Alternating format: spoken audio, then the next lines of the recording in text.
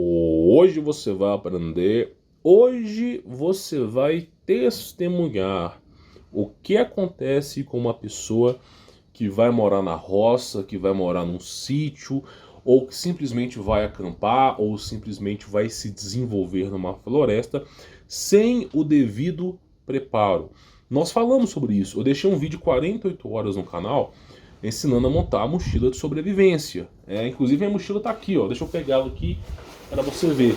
Ensinando a montar a mochila de sobrevivência, né? Nossa, mas a sua mochila tá pequenininha, né? Minha mochila não pesa mais do que 16 quilos. É isso aqui, ó.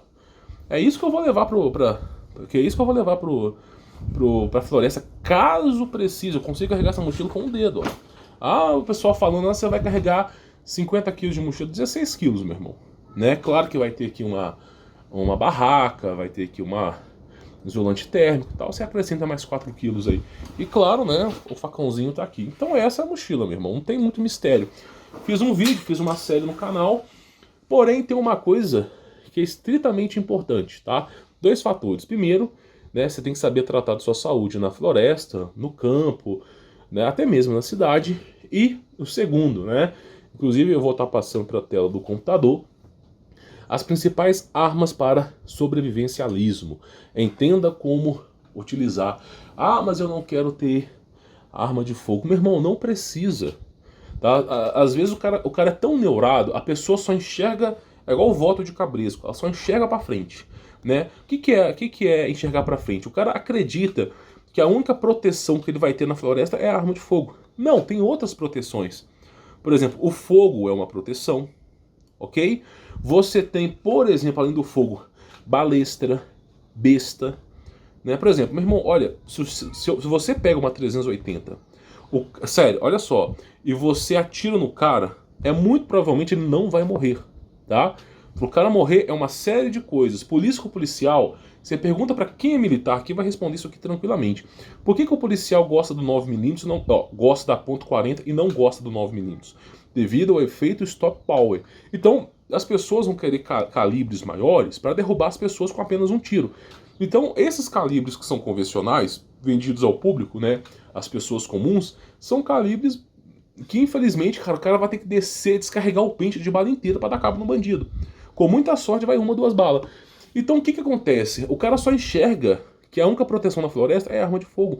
Mas, por exemplo, um arco e flecha, uma balestra, como é que índio sobrevive? Não tô falando daqueles que faz pedágio lá em Manaus, que faz pedágio no Amazonas para caminhoneiro, não. Tô falando dos caras verdadeiros. Os caras, eles têm maneiras de estilingue, usam o que tem. Agora, o ideal é o seguinte, deixa eu explicar uma coisa para você. Se você tem uma balestra ou uma besta é o mais barato que tem. Balestra tem aquelas rodanas, né? Mas uma besta, por exemplo, cara, ela tem uma... Se você tiver uma flecha de caça com 4 pontas, aquilo ali entrou no animal, é pior do que um balote de calibre 12. Por quê? Porque, primeiro, aquilo ali rasga, entra na carne do animal, às vezes trinca no osso ou vai para algum órgão vital. E se você puxar a flecha, vem uma grande hemorragia. Quanto mais se tira a flecha, pior fica. Então basta um tiro bem dado de balestra numa situação de emergência, vale muito mais do que uma 9mm que vai atravessar o cara e ele vai continuar correndo, o bandido. Entendeu? Por exemplo, eu lembro no clube de tiro de Belo Horizonte, próximo ali da Praça 7 ali, eu tava conversando com um cara que era dono, eu falei, meu irmão, por que você vai caçar isso há uns 6, 7 anos atrás, por que você vai caçar de arco e flecha, vai caçar de balestra? Você tá ficando doido, você é o cara que é o dono desse negócio tupido de arma. Ah, mas você não faz ideia como que é gratificante, a caçada quando ela é feita com balestra é uma coisa, sabe, não é como uma arma de fogo, você tem que saber tal. E ele falou assim, olha, se você pega uma melancia, dá um tiro nela com uma 380 e dá um tiro nela com uma ponta ogival e dá um tiro com uma arco e flecha com ponta de caça. Vê o estrago que vai dar. Eu fiz isso, né, quando tava na minha fazenda lá e tal. Pá, a diferença é exorbitante. A balestra ela vai resolver muito mais o seu problema. Então, as pessoas pensam assim, ah, mas qual que é o, por exemplo, a arma, qual que é a arma que eu vou usar para sobreviver na floresta? Meu irmão, é o que você tem. Você tem que saber utilizar os recursos que você tem, tá? Nem que seja um estilingue, porque muitas vezes, olha só, muitas vezes, na floresta, você vai ter que evitar confrontos. Você não é o Tarzan da floresta, você não é o Indiana Jones, você não é sabe, o Chuck Norris. Você tá ali na floresta, você quer evitar confrontos. Você só vai entrar num confronto se for risco iminente de morte. Se realmente, assim, é aquilo ou morrer, aí você vai ter que entrar. Mas na grande maioria das vezes, você vai estar evitando confrontos diretos. Então, você precisa de algo precativo, né? Agora, é evidente, por exemplo, que existem predadores na floresta. Eu vou mostrar pra você um vídeo de uma mulher que foi atacada por uma onça. Só que, assim, não tem nada grave aqui no vídeo, ela não ensanguentou, ela conseguiu se livrar. Foi livramento de Deus. Mas vai ficar de aviso pra vocês aqui. E nós vamos comentar, eu vou mostrar esse vídeo e nós vamos comentar sobre esse assunto aqui. Tá bom? E quem quiser conhecer o meu trabalho, tem links aqui na descrição, meu irmão. Tem links na descrição. O primeiro link, você tem acesso à comunidade fechada. Se você quiser participar pelo YouTube, participe. Você pode participar pelo conteúdo premium também. Então, por exemplo, na comunidade fechada, eu já subi aqui, ó, mais 5 vídeos. Inclusive, o vídeo 21 aqui, ó, foi 48 horas no ar. Já subi mais esse vídeo, mais 4 vídeos, ó, 5 vídeos novos. Você tem uma porrada de vídeo da comunidade fechada, tem uns cursos, tá? Inclusive tem vídeos aqui que são, assim, sensacionais, tá? Conheça equipamentos para o grande. Cara, é uma experiência, assim, que eu recomendaria que você participasse, tá? Fora o meu contato pessoal, tem links aí na descrição. Então eu vou mostrar pra você esse vídeo, ó. Mulher escapa do ataque de onça. Mas como assim? Olha aqui. Essa aqui é a onça. A mulher tá desavisada. O fato é o seguinte, olha só. Pelo fato da imagem estar em preto e branco, significa que essa mulher está fora do seu sítio, porque essa onça não apareceu na cidade grande. Você não vai ver uma onça andando, por exemplo, na Avenida Amazonas, da Cristiano Machado em Belo Horizonte. Você vai ver a onça próximo da natureza, é um animal de natureza, tá? Isso não é como mosquito, assim, que dá em qualquer lugar, não. Isso aqui, o animal, ele vai estar próximo à natureza, ele vive de caça, né? Ele não vai caçar hambúrguer no Burger King, tá entendendo? Então, provavelmente, essa mulher tá num sítio, ou numa casa que tenha um amplo espaço rural, né? E o grande erro está sem luz, porque o fato dessa câmera essa câmera está gravando preto e branco, significa que a câmera está usando o infravermelho, tá? Quando eu tenho câmeras a minha propriedade, eu tenho câmeras, né, que são monitoradas, e às vezes via satélite, quando eu tenho que fazer uma viagem a trabalho, às vezes por fora. E aí simplesmente eu coloco essa câmera com infravermelho. Então eu consigo ver, mesmo que tiver um breu, eu consigo ver o que está rolando lá fora. É a estratégia de sobrevivência.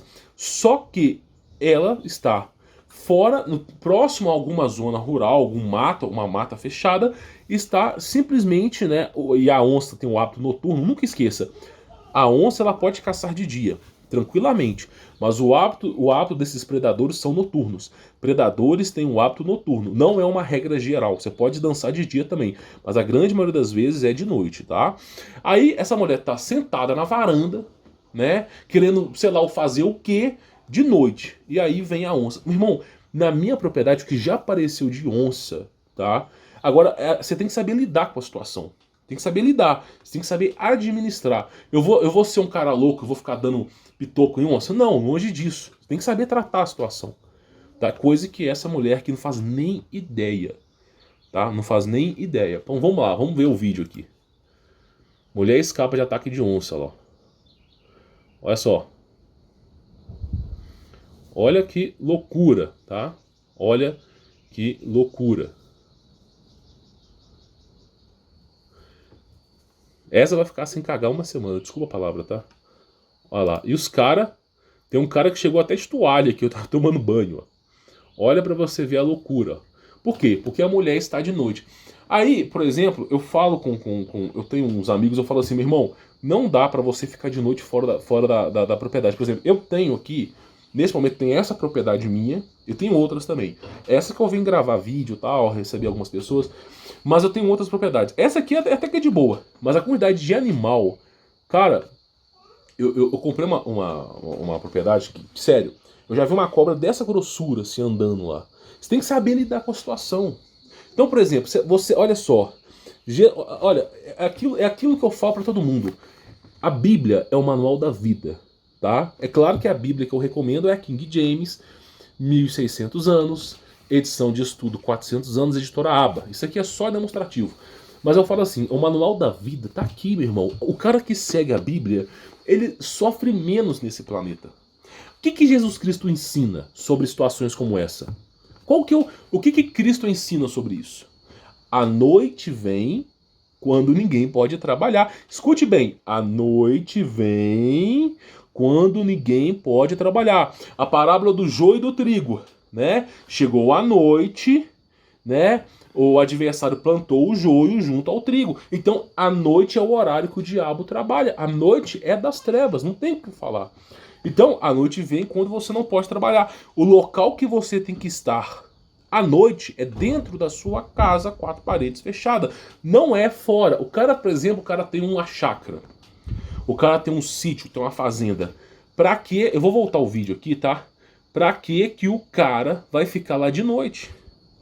Pra que o cara vai ficar lá de noite, tá? Aí você fala assim, Humberto, mas por que você dá conselhos assim? Meu irmão, eu só posso dar conselhos pra você de coisas que eu já passei perrengue. Eu só posso dar conselhos pra você de coisas que eu já experimentei. Eu não posso chegar pra você e ensinar você sobre família, ensinar você sobre casamento, se eu não for casado. Se eu for divorciado, eu não posso te ensinar sobre casamento mais. Então eu só posso ensinar pra você coisas que eu já passei. Eu passei por isso aqui. Assim, é até um pouco engraçado, mas olha o que aconteceu comigo. Quando eu comprei essa propriedade aqui, tá? Já tem bastante tempo. O que aconteceu? A minha propriedade só tinha uma casa, sabe? A água que vinha da propriedade não era poço, tal. Então, assim, tinha vários problemas. E o que eu fiz? Como uma pessoa leiga da cidade, o que o cara da cidade faz? O cara da cidade está com fome, liga para um fast food. O cara da cidade acabou a luz, liga para a companhia de energia elétrica. Então o cara tá sempre assim, na cidade tem as mordomias da cidade. Quando você mora no campo, muitas vezes, por exemplo, no meu caso, a minha tanque d'água, não é caixa, tanque d'água submerso, eu precisava ir lá fora, né, ligar ele na tomada para poder drenar a água com uma caixa d'água em cima para poder abastecer essa casa. Eu ficava por fora da casa, não ficava dentro. E eu nunca me falei assim, meu irmão, nunca liguei pra esse problema. Aí teve um dia que eu tava tomando banho, olha só pra tu ter ideia. Eu falo, assim, se eu for contar minha vida pra você, da quantidade de vezes que Jesus Cristo fez milagre pra eu estar vivo aqui, cara, sério, vai dar um livro desse tamanho. Não era nem pra eu estar vivo, pra te falar bem a verdade. Então o banho acabou lá, a água acabou, eu falei, puxa vida, acabou a água, eu tô no meio do banho, né? Eu tava todo ensaboado, né? Eu botei lá uma toalha, né, louco, isso há muito tempo atrás. Falei assim, quer saber de uma coisa? Eu vou lá no tanque d'água, vou ligar ele na tomada. E acabou, vou ligar. Não tinha cachorro, né? É aquilo que eu falo. Tudo que eu te falo é a experiência de quem já passou por isso. Eu não tinha cachorro, não tinha nada. Fui lá, dei a volta na minha propriedade e fui ligar na tomada. Quando eu chego, e eu desarmado sem porra nenhuma, cheguei na porcaria da propriedade, o que eu vi? Uma onça. Uma onça preta. Com olho caramelo, meu irmão. Grande, grande, grande, grande, grande. Sério, eu tava mais ou menos, eu tava andando em direção para ligar o tanque d'água. Quando eu vi aquilo ali, eu tava mais ou menos uns 15 metros dela. Ela olhou pra mim, eu fiquei sem reação. O meu corpo congelou. Sabe como... É como se eu ficasse duro, assim. Eu perdi o controle do meu corpo. Eu fiquei duro parado, assim. Nem conseguia respirar. Parece que meu pulmão até trancou. Eu fiquei duro, duro, duro, duro. Não passava Wi-Fi, não passava nada. E aí, simplesmente, sem saber o que fazer, numa situação daquele bicho gigante. Gigante, é desproporcional. O bicho puro músculo. Sabe? Se aquele bicho morrer em pé e fica em pé o resto da eternidade. Tão forte que é. E aí, eu de toalha, fora, de noite, 10 horas da noite, né? Mais ou menos vivendo essa porcaria aqui, comecei a dar passos para trás. Devagar. E em estado de choque. Né? Em estado de choque. Aí depois eu consegui entrar para dentro da propriedade, tranquei, contei para minha esposa, quase que infartou também. E aí eu percebi duramente os problemas de morar no campo sem ter o conhecimento prévio. Foi assim, surreal, meu irmão. Aí, próximo passo que eu fiz. Logo de cara, aquisição de arma de fogo. Falei, meu irmão, olha, prefiro ser julgado por 6, 7 juízes do que ser carregado por 6, 7 pessoas. Já comecei nessa. Né? Minha vida vale mais que qualquer animal. Ah, não vai. Então, meu irmão, que se exploda. É simples assim. Eu morto do que adianta. Primeira coisa foi essa. Agora, eu recomendo que você saia igual louco aloprado? Não. A gente tem que se defender. Segunda coisa, comecei a tacar cachorro na propriedade. Tupi essa propriedade de cachorro. Tupi. Eu gosto de cachorro grande. Tem gente que gosta de vira-lata, tem gente que gosta de chihuahua. Meu irmão, a selva, cobra desse tamanho, né? Onça. Aqui na minha propriedade, a graça a Jesus Cristo ainda não chegou. Mas tem uns macacos aqui em Mogi que tem 1 metro. Eles andam em bando de 30, 40. É 1 metro um macaco. Sério, com o braço dessa grossura assim. Sério, sério mesmo. 1 metro um macaco. Só fica pulando. Graças a Jesus ainda não chegou. Mas, cara, sério, só bicho grande. Pra que eu vou colocar um chihuahua aqui? Tem que ser fila, Rottweiler, Malinois. Eu gosto de Malinois. Apesar de ser um cachorro com porte um pouquinho menor, é um cachorro assim que não dá problema. Eu, por exemplo, não confiaria a minha vida da minha família na mão de um Rottweiler, da mão de um Pitbull. Ah, você não sabe cuidar. Meu irmão, eu não sou ativista pra ficar falando que vira-lata é um cachorro bom, que você vai ter para... Não sou, meu irmão, eu sou patriarca. Quanto o cachorro mais puro menos problemático ele é pra mim. Quanto mais modificado geneticamente, mais a manifestação de demônio aparece no animal. Então eu pego cachorro puro mesmo. Simples assim. Agora eu não tenho discriminação com nenhum outro. Quer ter cachorro? Tenha. Só que eu tenho esses cachorros porque eles são cachorros de caça, são banda, é uma alcateia ali. Bota ali 5 Malinois ali, meu irmão, pinta alguma coisa e os cachorros já se fazem uma matilha. E tem um cara, por exemplo, que é um colega meu, que ele treina cachorro. Aí eu troco ideia com ele, às vezes eu combino com ele para ele treinar uns 2, 3 dias. Então tem alguns comandos que eu já dou. E aí acontece, eu já consegui resolver o problema da onça. Por quê? Porque um lugar com muito cachorro, a onça não vem. Porque o cachorro faz xixi, faz cocô, aquele, assim, a gente limpa, claro, mas fica aquele cheiro de outro animal. De outro animal. E aí esse cheiro de outro animal faz com que a onça dê a volta, tá? Porque o cachorro... E outra coisa, os cachorros, quando... A onça, ela calcula, tá? Olha bem, eu vou mostrar uma coisa pra você. A onça, olha só, ela é calculista. Olha aqui. Ela tá parada aqui há muito tempo. Ela é calculista. A onça, como qualquer outro animal, ele sempre tem a medição de energia. Por exemplo, essa empreitada que eu vou fazer, quanto de energia eu vou gastar? E qual é a taxa de sucesso? Por exemplo, a onça vai por exemplo, aonde eu tô tem muito siriema, por exemplo. Tá? A siriema é um animal que voa. Ele não voa como pássaro, mas ele voa. Aí a onça fica assim, qual que é a taxa de sucesso que eu vou fazer pra pegar esse bicho? Porque se a onça tentar pegar o animal e não conseguir pegar, ela vai ter desperdiçado energia. Então a onça fica avaliando. A onça ela é um animal que fica parado avaliando. Ela fica de longe te avaliando. Geralmente a onça, o que ela faz? Ela fica olhando vários dias. Quando ela quer entrar numa propriedade, é muito raro ela ir de uma vez.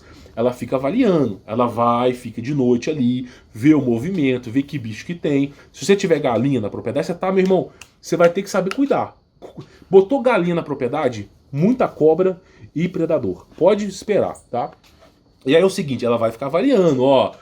Tem um horário que tá mais vazio, não sei o quê. Depois da avalia da onça, aí que ela vai fazer a empreitada dela. Mas se ela não avaliar, não faz. Então o que o cara faz? Geralmente, a gente delimita uma área útil da propriedade, bota cerca, tela, não sei o quê, e aí a gente bota vários cachorros. E outra coisa, numa situação hipotética de eu ter que sair à noite da propriedade, pode acontecer, a gente tem LEDs. LEDs, não são lâmpadas, LEDs de campos de futebol, que ficam impregnados em todo o ponto alto da propriedade. De dentro da casa eu ilumino a propriedade inteira. Pra tu ter ideia, eu deixei esses LEDs ligados um mês, durante o período de 8 horas da noite até mais ou menos o período de 4 a 5 horas da manhã, né? Que eu tava mexendo mais ou menos à noite na propriedade, deixei ligado por receio de animais. A conta veio altíssima, porque gasta muita energia, mas é pra situação de emergência. E aí você imagina, você bota a LED, já refuga um pouco a onça, tá? Já refuga um pouco. Tem um vizinho meu, o cara assim, ele é policial e ele cria ovelha, tá? E aí o cara tá lá, ele fez uma criação de ovelha na propriedade dele, o sonho dele é criar ovelha. E aí ele fez lá uma cerca mais ou menos meia boca tal, né? E deixou lá as ovelhas. Quando ele vai contar as ovelhas, me contando isso pra mim, faltou uma ovelha. Aí o cara ficou assim estressado, não sei que esse bicho fugiu tal. E aí passou mais um dia, vai contar a ovelha, diminui de novo de ovelha. Aí ele ficou pensando, isso próximo da minha propriedade, tá? Mais ou menos 2 km. O cara olhando assim e falou, meu irmão, não é possível, não é possível. Aí ele decidiu ficar estocaia. O que a onça fazia? Olha que coisa inteligente. A onça observou a propriedade, sabia que o cara ia dormir de madrugada, que o cara estava no sono pesado, as luzes estavam apagadas, as ovelhas, a grande maioria delas estavam dormindo, a onça chegava onde a ovelha estava mais dispersa, estava longe do rebanho, e ali dava um golpe na ovelha, no pescoço, rapidinho a ovelha morria, então não tinha choro, e já pegava a ovelha e pulava a cerca. Sério, a onça com o bicho na boca pulava a cerca. E aí ele teve que fazer o quê? Ele botou LED para iluminar a noite, né? E deu uma reforçada na cerca, né? Adiantou? Adiantou. Né? Aí ele começou a dar um jeito com bomba para expulsar, eu não vou falar aqui o que os caras fazem, né? Que se exploda, né? Mas aí o cara resolveu o problema. Então, assim, isso aí tem demais. O governo brasileiro proibiu, olha só, o governo brasileiro proibiu a caça à onça, ok? Alegando que é um animal em extinção. Só que a onça é um predador, meu irmão. Você já viu Alien vs Predador? Já viu aqueles filmes antigos da década de 90? Então, sabe aquele predador que ele enxerga, ele tem visão noturna, visão de calor, é um cara que passa despercebido, invisível, é o cara que sobe nas árvores, tudo. É onça. Onça é um animal treinado para matar. A onça vive de abate, meu irmão. Então é um animal treinado para matar, você não faz ideia. E aí o que acontece? A proibição da caça fez esse animal proliferar. Então a onça tá... Quem é fazendeiro sabe bem disso. O negócio eclodiu, tá demais. Né? E esse governo de porcaria não deixa resolver o problema. Então fica eclodido. Eclodido. E aí, meu irmão, você não faz ideia dos problemas que isso acarreta. Então muitas vezes esses animais trazem problema. Então, por exemplo, tem casos, né, não é próximo de mim, de gente que foi embora por causa de onça. Tá? E isso você tem que saber trabalhar em cima disso. Agora, o que uma mulher está fazendo à noite fora da propriedade, com a luz apagada? Né? A onça está avaliando, né, a empreitada. A empreitada. Se tivesse mais 2, 3 pessoas, talvez a onça não atacasse. Ela está avaliando. A onça avaliou, né? Quando, olha lá, a onça está indo, ó, avaliou, né? Aí a mulher tenta resolver o problema com a onça. Olha aqui, pra você ver. Ah, é pequenininha. Meu irmão, você não faz ideia a força que esse bicho tem. Cara, tem vídeo de onça que ela pula assim, ó, da galha, 10 metros de altura, cai em pé, assim, ó, não quebra nenhum osso. Você faz ideia do que é isso? Olha lá, é a mulher desesperada, né? Deu a sorte dela foi isso aqui, ó. Ela deu um tipo de vassourada aqui em cima da onça aqui, que fez ela se afastar. Aí o pessoal chegou, olha lá. Olha que situação. Aí eu te faço uma pergunta, vou te fazer uma pergunta, tá? O que você acha que acontece com quem não tem preparo e vai para a floresta? O que você acha? De novo, a Bíblia fala que no fim dos tempos as pessoas irão fugir para as florestas e os animais as devorarão. 1/3 das pessoas que vão fugir para a floresta serão devorados por grandes animais. Então a Bíblia mesmo fala. A Bíblia é o manual da vida. A Bíblia ensina. A noite vem quando ninguém pode trabalhar. Então, olha só, quem segue a Bíblia tem uma vida suave. Então simplesmente a mulher ali, se ela seguisse a Bíblia, ela não estaria fora de casa à noite. Não passaria por aquele transtorno.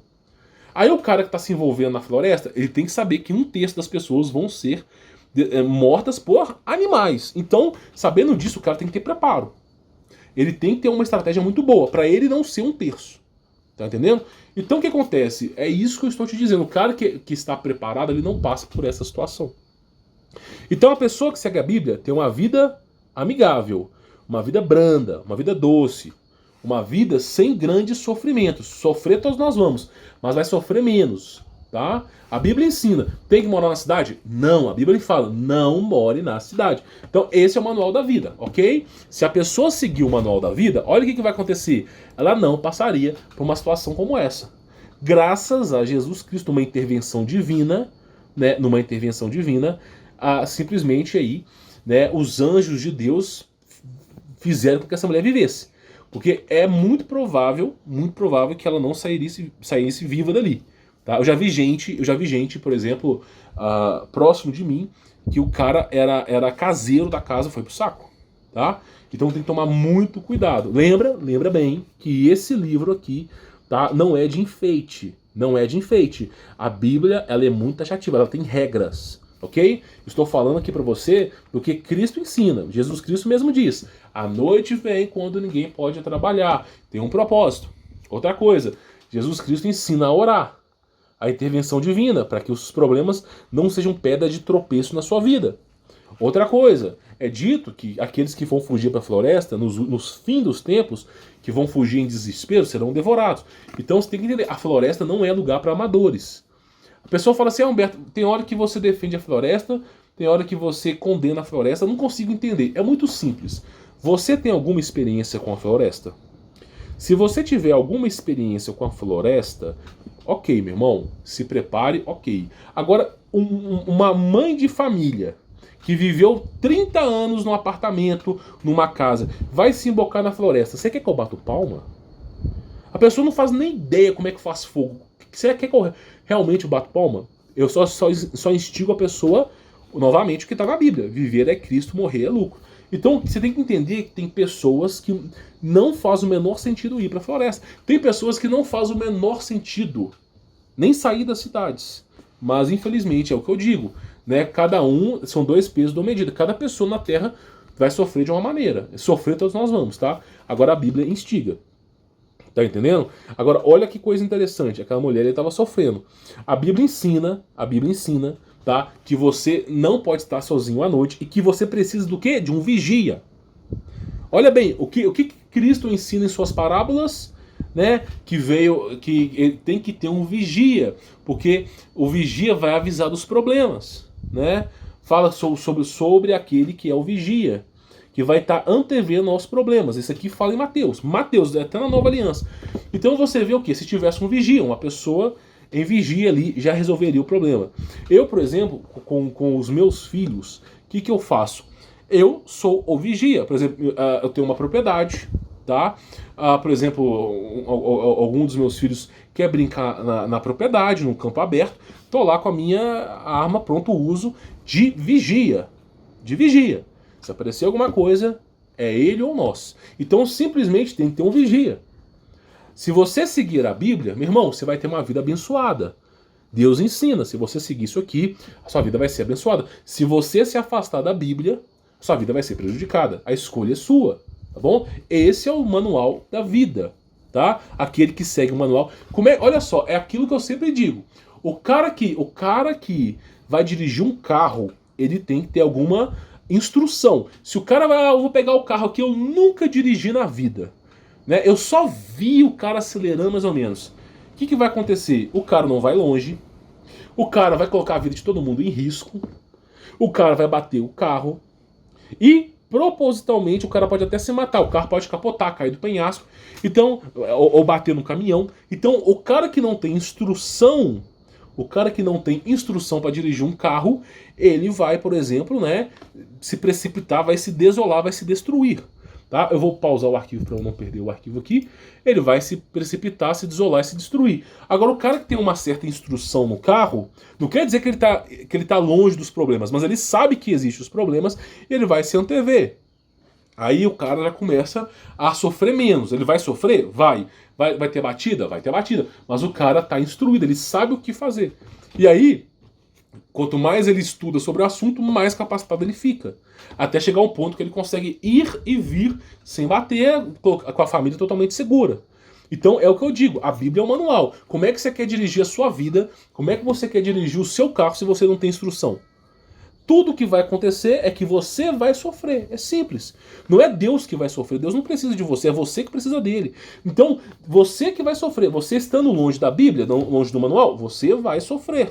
Você estando com o manual da vida, você vai sofrer menos. E quanto mais você sabe sobre a Bíblia, menos você sofre. Tá? Então essa que é a perspectiva. Tá bom?